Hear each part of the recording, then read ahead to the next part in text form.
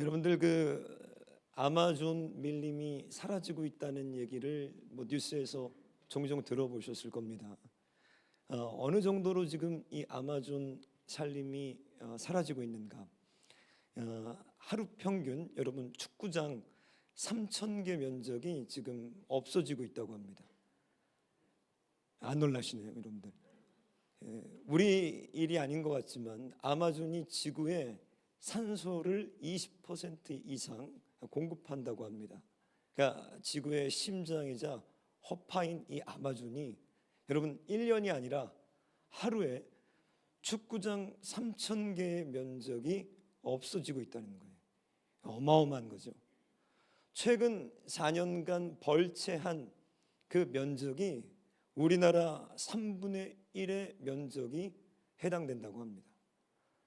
그러니까 이 추세로 간다면은 영국 로담스테드 연구팀이 아마 아마존 밀림이 우리 세대의 마지막으로 사라질 것이다 이렇게 경고했습니다.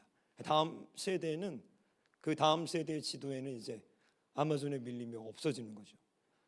어느 정도인가 이게 실감이 여러분들이 잘 나지 않으시면 2021년 기준으로 1초에 18그루의 나무가 베어지고 있는 거예요. 좀 실감이 오시나요? 이 산소를 공급하는 이 귀한 나무들이 초당 18그루가 지금 베어지고 있다는 겁니다. 어마어마한 거죠. 축구장 3,000개의 면적이 매일 사라지고 있다는 거예요.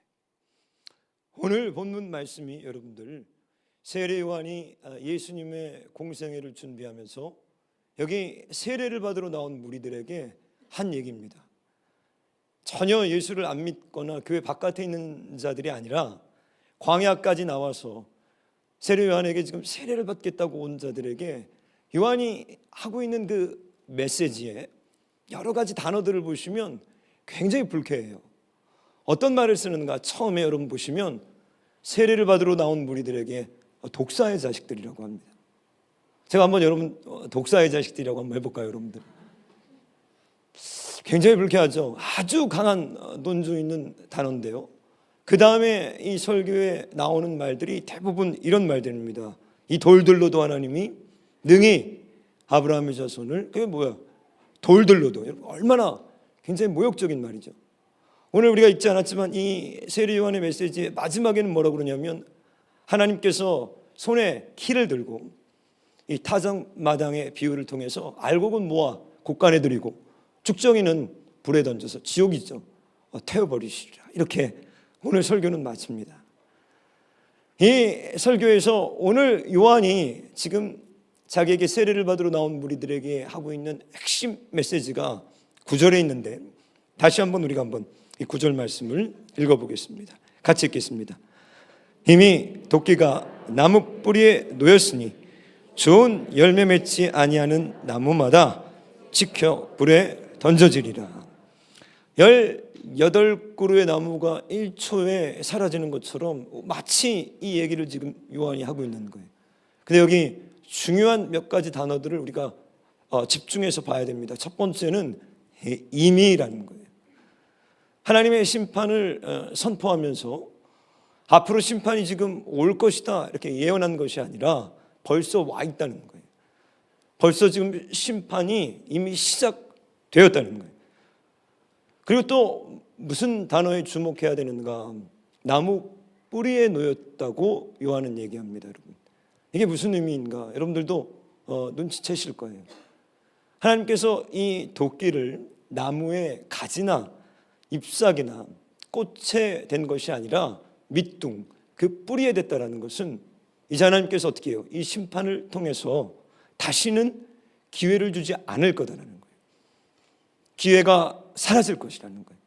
하나님께서 근원조차 드러내실 것이다. 아주 무서운 메시지죠.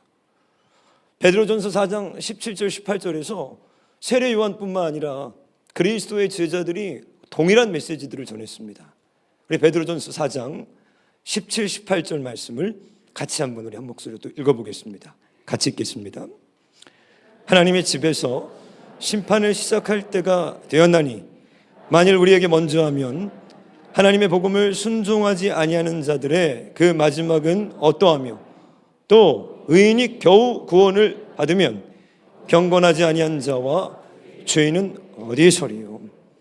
여러분들이 성경을 이렇게 보시다 보면 예수님의 제자들이 전했던 메시지가 동일합니다.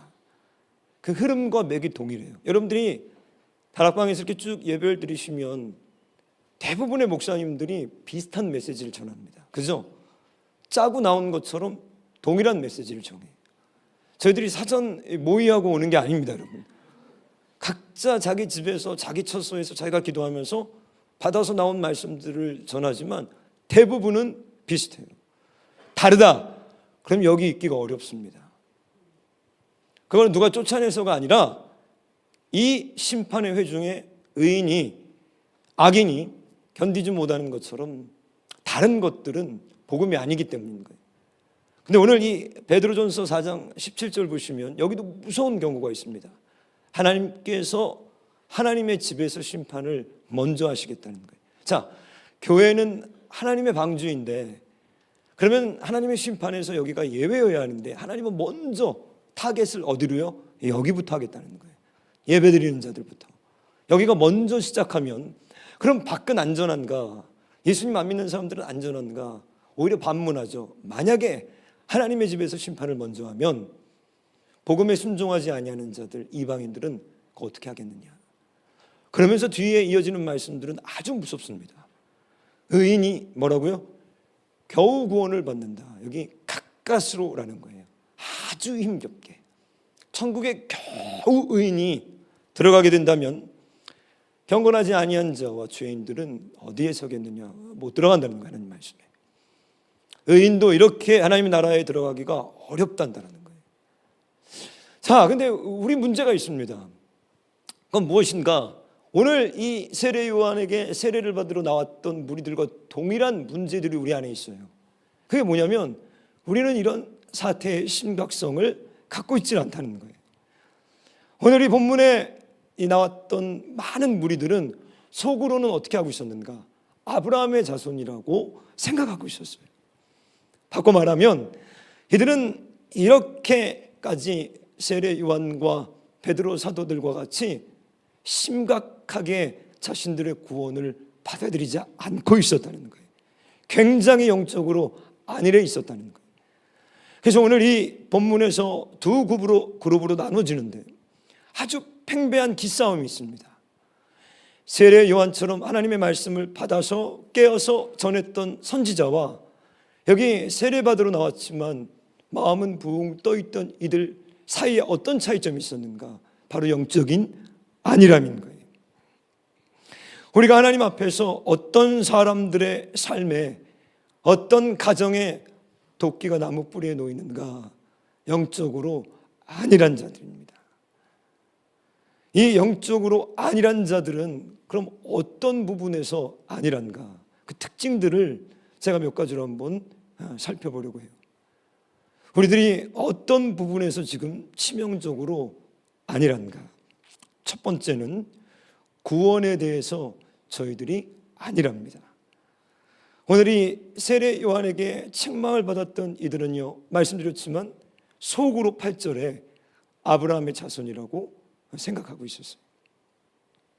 이게 왜 문제인가? 문제입니다.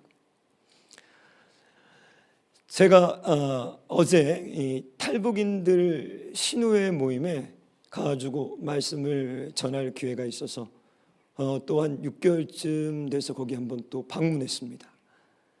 저도 그곳에 가면 굉장히 새로워요. 왜냐하면 전혀 제가 경험해보지 못했던 사람들과 만날 수 있는 좋은 기회잖아요. 그죠? 우리가 언제 북한에서 태어나서 살았던 사람들을 만나볼 수 있겠습니까? 그분들이 하는 제가 이제 설교하기 전에 그분들이 간증도 하시고 뭐 찬양도 하시는데 굉장히 아주 전혀 들어보지 못했던 북한의 그 실상들, 그곳의 모습들, 직접 거기서 건너온 사람들이 들려주는 정말 생생한 것, 내가 한 번도 가보지 못했던 그 땅의 어떤 현실들. 근데 그 기도 제목을 내고 우리 기도합시다 하는데요, 어떤 기도 제목을 내는가? 지금 그 중국에 북한에서 넘어와서 탈북을 해서 지금 남한 땅으로 넘어오려다가 북한에 억류되어 있는 사람들을 위해 기도합시다. 그들이 지금 어느 정도인지는 모르는데 지금 중국 땅에 최소 5만 명이 숨어 있을 거라고 추측한대요. 지금 넘어는 왔는데 한국으로는 아직 못 오고 있는 거죠.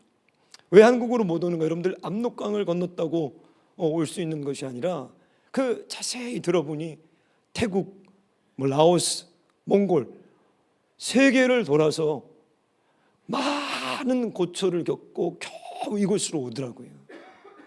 거기에는 많은 금전적인 지불도 있고 육체적인, 정신적인 많은 장애물과 관문들을 넘어야 가까스로 여기 들어오는데, 그렇게 지금 중국으로 넘어온 우리 탈북인들이 한 5만 명쯤 되지 않을까. 근데 무엇을 놓고 기도하자고 하는가, 제가 눈물이 나더라고요. 지금 그 중에 한 2,600명 정도가 중국 공안에 붙잡혀 있대요. 넘어오다 잡혔습니다. 신분이 발칵나서 공안에 지금 억류되어 있는 상태라는 거예요. 자, 이들이 지금 죽음의 공포에 떨고 있다는 거예요. 왜? 북한으로 다시 송환해버리면 이건 뭐 죽은 목숨이라는 거예요. 그래서 빨리 이 중국 정부가 하나님의 역사하심으로 이들을 난민 처리해서 북한으로 보내지 않도록 우리 기도합시다. 근데 그 기도가 굉장히 간절해요. 왜? 내 형제, 내 자매, 내 부모, 내 자식들이 거기 있고 넘어오다가 붙들린 사람들이거든요. 저도 거기서 그 기도를 하다가 저도 얼마나 간절하든지 하나님, 이 중국 정부의 마음을, 이 중국 정부의 정책을 바꿔주십시오. 넘어가면 어떡합니까? 2,600여 명이, 그리고 5만여 명의 우리 탈북인들이 숨어 있다는 거예요. 그런데 여러분, 아주 어렵게 운이 좋아서 갖은 루트를 통해서, 브로커를 통해서 이 땅에 들어와도 만만치가 않은 거예요. 10명 중에 1명이 이 땅에서 자살한다는 통계가 나왔습니다. 그 어렵게 넘어온 이 땅에서도 천국이 아니에요. 부적응, 파산, 또 실패, 깨어짐을 통해서 한 사람, 약 10%는 스스로 목숨을 끊는다는 거예요. 여러분이 가까운 남한 땅이 얼마나 먼 땅인지 모릅니다. 생명을 걸고 모든 것을 버리고 넘어오기도 어려운 땅인데 와도 살아남기가 쉽지가 않은 거예요. 제가 가서 이렇게 복음을 전하는데 저도 마음이 좀 어렵더라고요. 근데 이분들이 복음을 잘 받아들이질 않아요. 제가 마음을 이렇게 복음을 전하면서 이상하다. 우리 다락방은 목회하기에는 여긴 천국입니다. 어떤 메시지를, 회개의 메시지를, 지옥의 메시지를, 심판의 메시지를 전해도요, 모두 여기에는 동의하고 들어줘요. 싫어도 일단 들어줘요. 그죠? 여기를 넘어가면 정글입니다, 여러분. 아주 날카로워요. 아주 분위기는 싸늘해져요. 그리고 받아들이질 않아요. 왜? 문제가 무엇인가? 이들은 구원을 쉽게 받았기 때문인 거예요. 구원을 쉽게 받는다고 배웠기 때문인 거예요. 구원을 어렵게 받는다고 배우질 않았어요. 철저하게 하나님의 복음에 대해서 지금 오해하고 있어요. 잘못 배웠다는 거예요. 예레미야 7장, 여러분 예레미야 7장은 하나님께서 예레미야에게 하나님의 말씀이 임해서 2번 하나님께서 이 일을 시키시는데, 지금 예루살렘 성전에 가서 여기 예배하는 자들에게 이렇게 얘기하라. 그게 7장입니다. 7장 2절 보시면, 너는 예레미야야, 여호와의 집 문에 서서 이 말을 선포하여 이르기를, 여호와께 예배하러 이 문으로 들어가는 유다 사람들아, 여호와의 말씀을 들으라. 오늘처럼 우리가 예배드리러 오는데 저기 앞에 서서 선지자에게 이 말을 하거라라는 거예요. 예배하러 온 자들에게 뭐라고요? 10절 보면, 그들이 내 이름으로 일컬음을 받는 이 집에 들어와서 내 앞에 서서 말하기를, 우리가 구원을 얻었나이다 하느냐, 이는 이 모든 가증한 일을 행하려 함이라. 저들은 하나님의 집에 와서 자신들이 구원받았다 이렇게 얘기하더라는 거예요.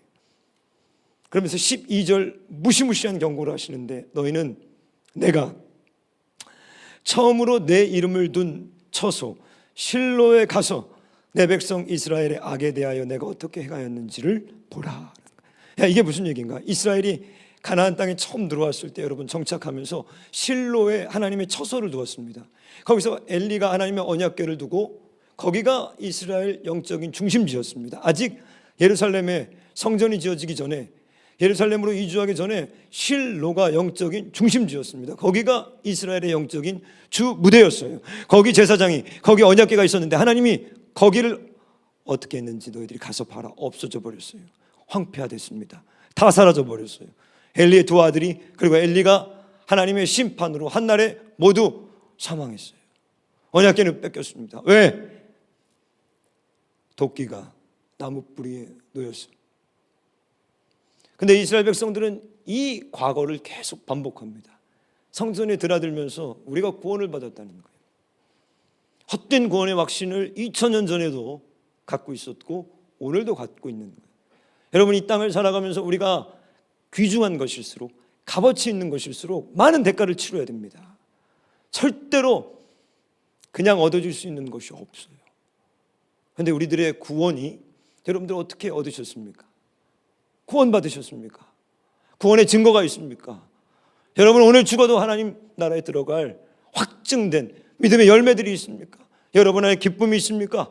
여러분 안에 구원받은 인격과 성품과 삶의 변화가 있습니까? 여러분의 언어 생활이 변했습니까? 여러분들이 돈을 사용하는 것, 아니 구원받기 전, 거듭나기 전과 여러분들의 인생이 완전히 달라졌습니까? 여러분들 주변의 가족과 여러분들을 가장 잘 아는 사람들이 여러분들을 증거해 줄 수 있습니까?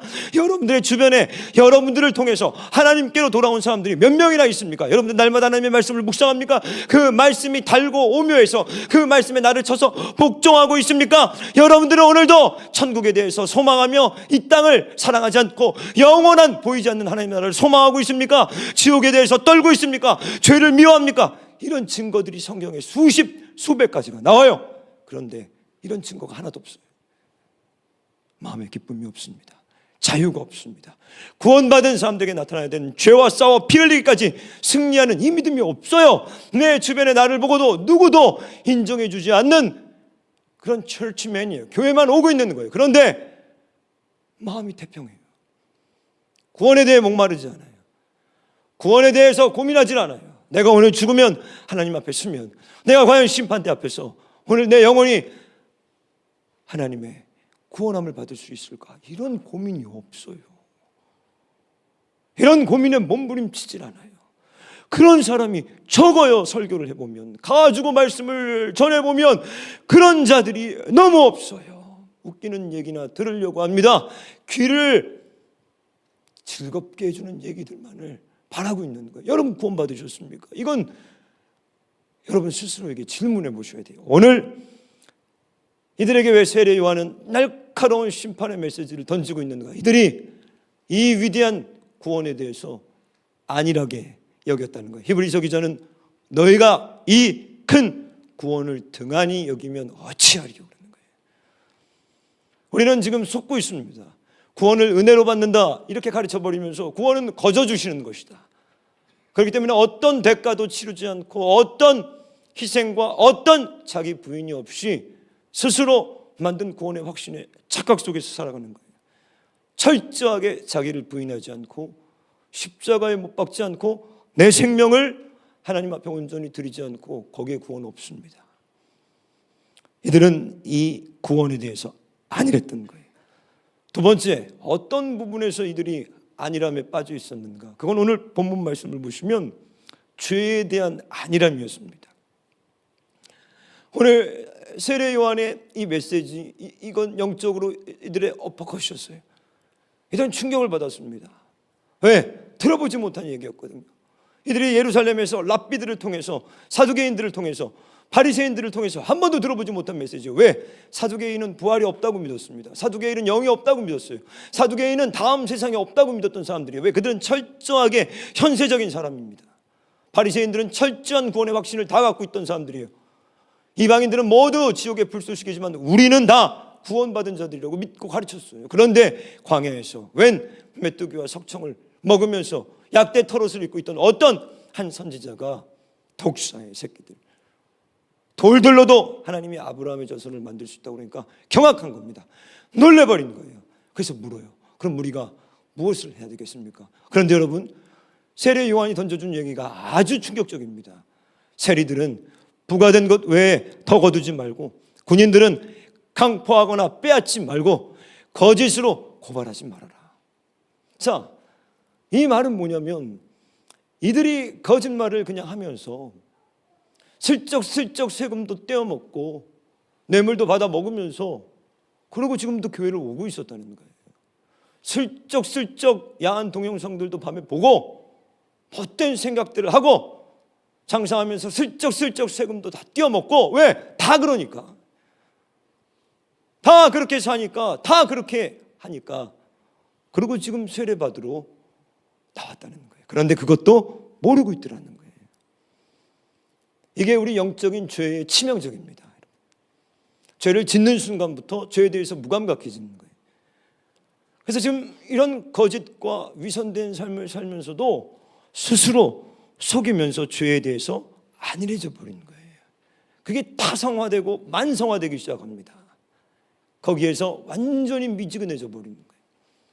여러분, 오늘 여기 어떻게 나오셨어요? 일주일 동안 예배드리고 나오셨습니까? 삶의 현장에서 정직하게 행하고 오셨습니까? 겸손하게 구별돼서 거룩하게 살다 오셨다면 오늘 예배는 폭발하게 되어 있어요. 폭발합니다. 이 찬양은 폭발해요. 이 찬양에서는 능력이 나타나요. 여기 치유가 나타납니다. 여러분에게 완전히 회복돼요. 그럼 그런 역사들이 드문다고. 왜? 이들은 거짓말을 하면서 강포하면서 다른 세리들과 전혀 다를 바 없는 삶을 살면서 오늘 세례받으러 나온 거예요. 죄에 대해서 이런 굉장히 안일했습니다. 윌리엄 월버포스라는 영국의 하원 의원이자 흑인 노예 매매 제도를 폐지했던 입지적인 인물이 있습니다. 아주 귀한 믿음의 사람이죠. 그의 저서였던 진정한 기독교에서 죄에 대해서 이렇게 얘기해요. 제가 읽어드리면 그는 이렇게 얘기합니다. 인간에게는 죄의 심각성을 축소시키려는 경향이 있다. 자, 우리는 모두 본능적으로 죄를 어떻게 해요? 축소하려는 경향이 있다는 거예요. 다 하지 뭐. 그럼 뭐 세리가 좀 뇌물도 받고 뭐 어떻게 살아요? 이렇게 융통성 있게 뭐 이런 거라는 거예요. 다 보지 뭐. 그럼 뭐 그런 걸 뭐 누가 뭐 안 보는 사람이 있나? 이런 거라는 거예요. 거짓말도 슬쩍슬쩍 축소시키려는 경향이 있다는 거예요. 우리는 악한 본성을 가지고 있기 때문에 죄를 짓고 싶어하는 속성을 가지고 있다는 거예요. 따라서 그가 이렇게 얘기합니다. 자신의 본성, 죄를 짓고 싶어하는 이 본성을 억지로 이기기 위해서 비자연적이고 괴로운 의지를 가져야 한다. 여기 보세요. 비자연적이고 자연적인 건 뭐예요? 죄를 짓고 죄를 축소하려는 경향인데, 이 윌리엄 월버포스는 이 죄를 어떻게 해요? 비자연적인, 억지로 이기기 위한 비자연적인, 후천적인, 영적인 괴로운 의지들을 갖고 있어야 되는 거예요. 괴로워야 된다는 거예요. 싸워야 된다는 거예요. 피 흘리기까지 싸우라는 거예요. 성경은. 그러한 의지 없이 살거나 그저 평안하다면 당신은 자신의 죄성을 이미 합리화시키고 있는 증거이다는 거예요. 이런 피 흘림이 없다면, 이렇게 투성이 될 정도로 죄와 지금 싸우고 있지 않다면 여러분들은 죽은 거라는 거예요. 거기에는 어떤 구원도 없다는 거예요. 저는 이 말씀을 이렇게 제가 해석했습니다. 죄에 대한 태도가 바로 여러분들의 내일입니다. 여러분들이 이 비자연적이고 아주 괴로운 의지를 가지고 오늘 몸부림치며 피 흘리기까지 죄에 대해서 싸우고 경멸하고 있다면 여러분들의 내일은 희망이 있어요. 밝아요. 우리 자녀들이 만약에 그런 죄에 대한 경각심을 가지고 그런 아주 비자연적인 괴로운 의지를 통해서 죄와 싸우고 있다면 그들의 미래는 밝습니다. 요셉이 그랬죠. 내가 어찌 득죄해서 하나님께 득죄하리요. 그의 태도를 보십시오. 내가 당신과 동침할 수 없는 이유가 있습니다. 내가 어찌 지금 하나님 앞에 득죄하겠습니까? 그 태도가 욥의 미래를 결정했습니다. 여러분 지금 보세요. 여러분들이 죄에 대한 심각성, 여러분들이 죄와 싸우는 것, 여러분들이 죄를 어떻게 처리하고 있는 그 모습이 여러분들의 내일입니다. 그게 여러분들의 미래예요. 그게 여러분의 가정을 미래는 거예요. 그걸 세례 요한이 이렇게 얘기했습니다. 이미 도끼가 나무 뿌리에 놓였다는 거예요. 죄에 대한 경각심이 없고 싸움을 치르지 않고 있고 피를 흘리지 않고 있다면 여러분들의 내일은 넘어가는 것입니다. 18그루씩 넘어가는 것처럼 여러분 보십시오. 작년에 19만 건인가 혼인이 있었습니다. 여러분 우리나라에 2022년에 그중에 9만 건 이상이 이혼입니다. 절반이. 가정에 이미 도끼가 뿌리에 놓여서 남남이 결별해버리는 거예요. 우리나라는 지금 매일 36명이 자살합니다. 통계적으로. 각각의 개인들 여러분 그들의 삶에 도끼가 이미 나무 뿌리에 놓여 있어요. 그걸 보셔야 되는 거예요. 도끼가 오고 있는 게 아니라 이미 뿌리에 놓여 있는 거예요. 코로나 팬데믹을 지나면서 만 교회가 없어졌다고 합니다. 생명을 맺지 못하는, 열매를 맺지 못하는 나무는요, 그런 교회들은요, 하나님은 다 쳐버리셔요. 교회는 부흥하거나, 교회는 계속 성장하거나, 교회는 계속 기도하거나, 교회는 계속 능력으로 역사하거나 망하거나 둘 중에 하나밖에 없습니다. 종은요, 주의 종은요, 날마다 쓰임받거나 버림받거나 둘 중에 하나밖에 없어요. 그게 크리스찬의 운명입니다. 우리들이 깨어서 이 외주를 타고 걸어가면서 깨어서 근신하여 기도하고 성령 충만하면 우리는 매일 물 위를 걷는 삶을 살지만 우리가 이 죄에 대해서 느슨한 태도를 보이기 시작하면 도끼는 나무 뿌리로 찍혀지게 됩니다. 명심하십시오. 여러분의 내면에서 오늘 죄에 대한 여러분의 태도가 여러분의 내일과 미래를 결정하는 거예요. 우리 자녀들은 어떻게 해요? 죄에 대해서 분명한 태도를 갖고 선명한 기준을 갖고 죄와 싸우는 사람들로 만들어낼 수만 있다면 이들의 미래는 아주 기가 막힌 거예요.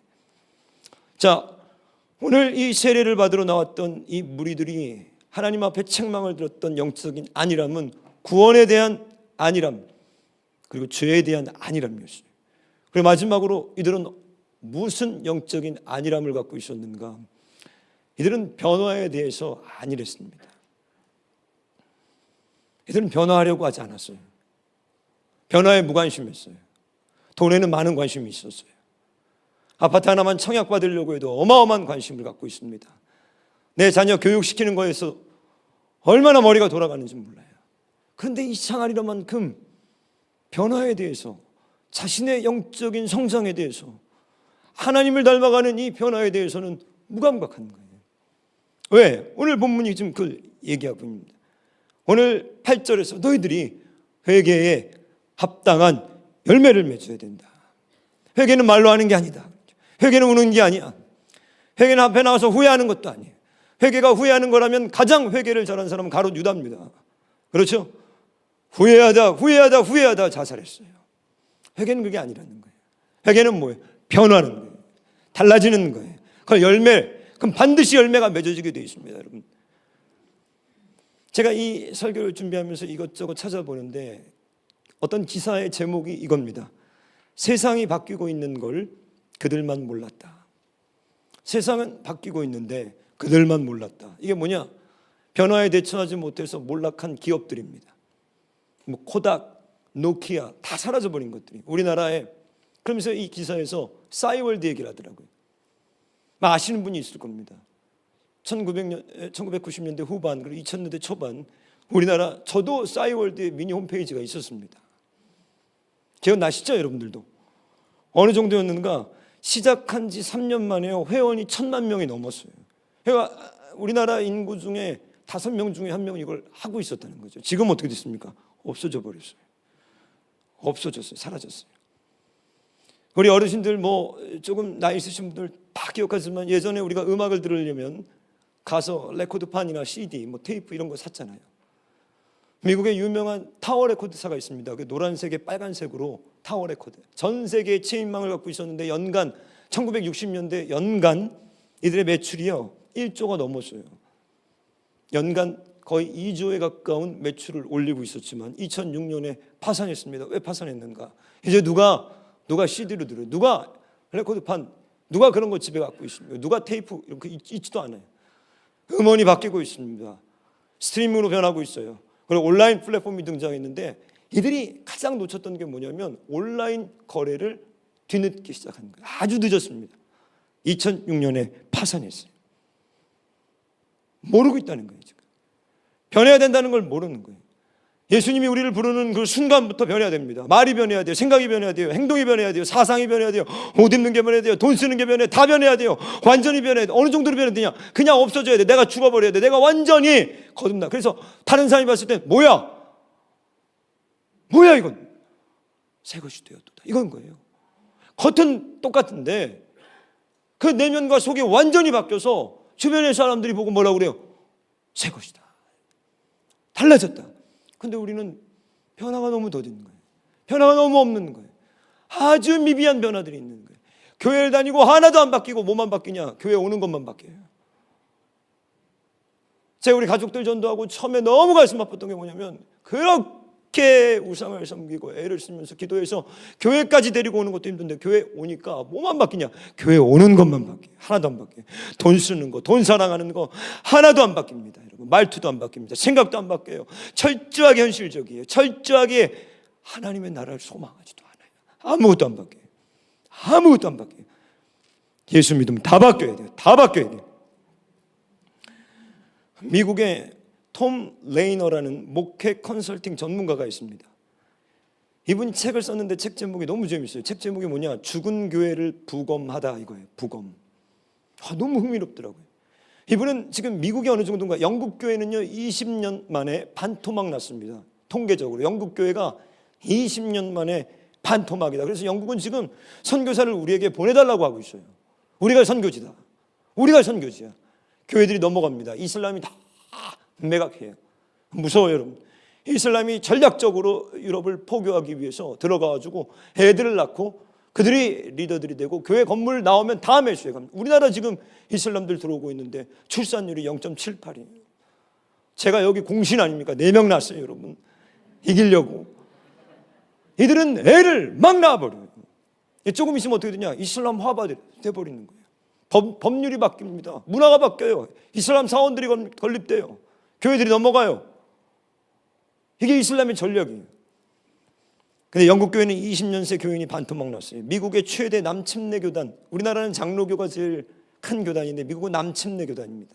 그 다음에 감리교고 그 다음에 장로교인데 지금 해마다 교인이 3%씩 줄고 있다는 보고가 나왔어요. 해마다 3%면요 여러분 10년이면 30%예요. 20년이면 60%예요. 30년이면 없어지는 거예요. 이게 지금 속도라는 거예요. 근데 이분이 죽은 교회, 앞으로 10만 개의 교회가 죽을 거다. 죽는 교회로 가는 징후를 갖고 있다. 그러면서 그가 이렇게 얘기하는 거예요. 그러면 죽는 교회, 개인이라고 한번 적용할 수도 있겠죠. 죽는 교회의 특징이 뭐냐고 10가지가 있는데 그 몇 가지가 이렇습니다. 어떤 교회, 내가 교회들을 부검해 보니까 죽고 난 다음에 사라지고 난 다음에 망하고 난 다음에 그 교회들을 분석해 보니까 이런 특징들이 모두 있더라는 거예요. 첫 번째, 아무도 알아차리지 못할 만큼 서서히 쇠퇴하기 시작했다. 서서히. 하루아침에 모두가 깨었을 텐데 그러면 갑자기 우리가 1000명 오다가 그 다음 주에 100명 와버리면 아이고 무슨 일이지? 그렇게 되지 않았다는 거예요.